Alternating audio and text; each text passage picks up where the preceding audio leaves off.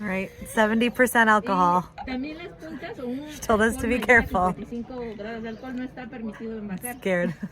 For the best advice about moving to Mexico, subscribe to my channel and hit the bell to be notified when I upload new episodes every Monday and Thursday.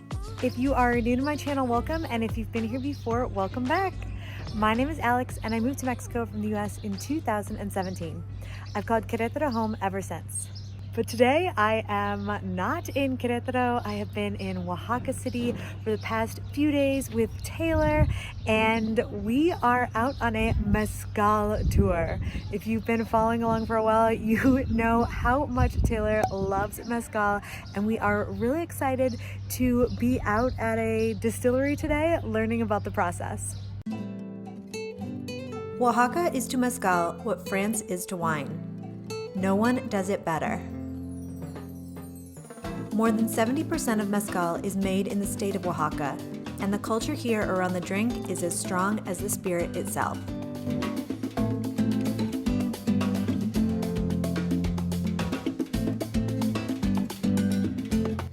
Mezcal is made from maguey, which is a member of the agave family.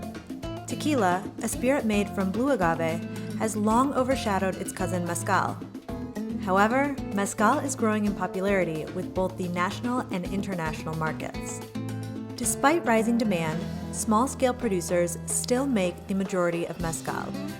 Our guide, Rodrigo, took us an hour outside of Oaxaca City to Santa Catarina de las Minas, where we visited a palenque distillery that uses many of the same techniques people used to produce mezcal 200 years ago.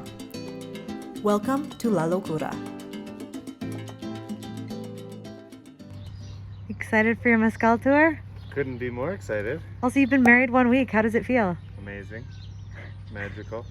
So you're gonna celebrate with some mezcal? Plan to. The tour started in the greenhouse.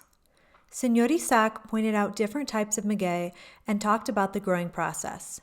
He compared caring for the young plants to raising children. It's a long process, with some varieties needing 30 years to mature before they're ready for harvest. Hearing our guide talk about how long the plant has to grow, in some cases 12 years, in some cases 30 years or more, it really gives you an appreciation for the production of mezcal and why it is so expensive. Senor Isaac told us Lalocura doesn't spray its maguey plants with any chemicals or pesticides. Instead, they prevent and treat diseases with a combination of lime and powdered detergent. At night, they release chickens into the greenhouse to eat small bugs. Peacocks prowl the rows as well to hunt down larger vermin.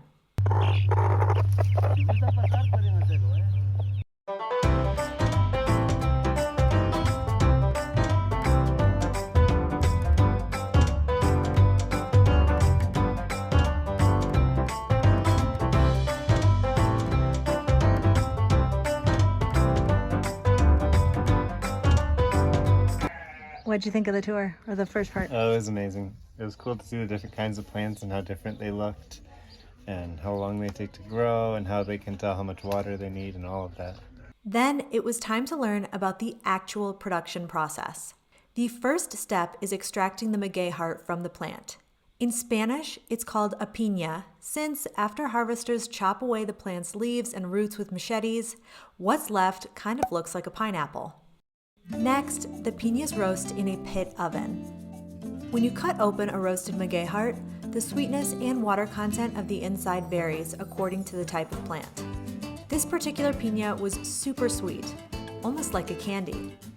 Some palenques use a stone wheel turned by a horse or a burro to crush and mash the roasted maguey hearts. At Lalocura, it's pure manpower. However hard you think this looks, mashing the piñas is even more difficult. Así es. Oh my god! Aquí pues es un trabajo pesado y de larga duración. Aquí tardan hasta 8 horas, dependiendo qué tan duro, qué tan blando es el maguey. The mashed hearts are placed in a big vat where water is added and the mixture is left to ferment.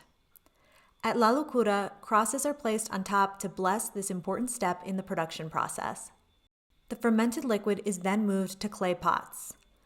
Other ingredients are added to modify the flavor of the mezcal. One type of mezcal, pechuga, is distilled through a chicken breast. A little water before we start the mezcal tasting.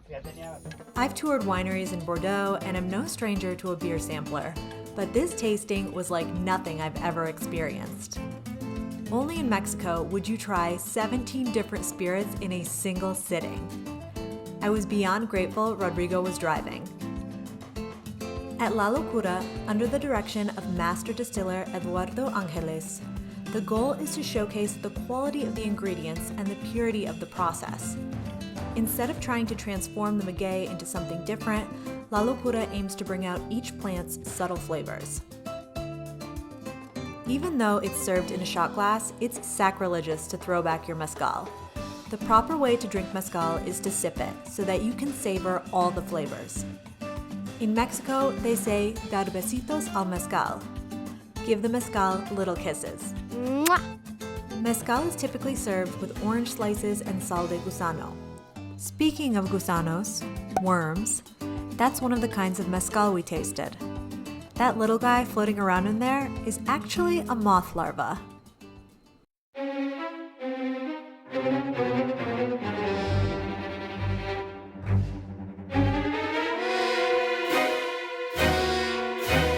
%70 alcohol. She told us to be careful. Scared. En los pueblos pues se toman las puntas. Después de que balancea el maestro, se ponen a la venta. Whoa! Oh my God.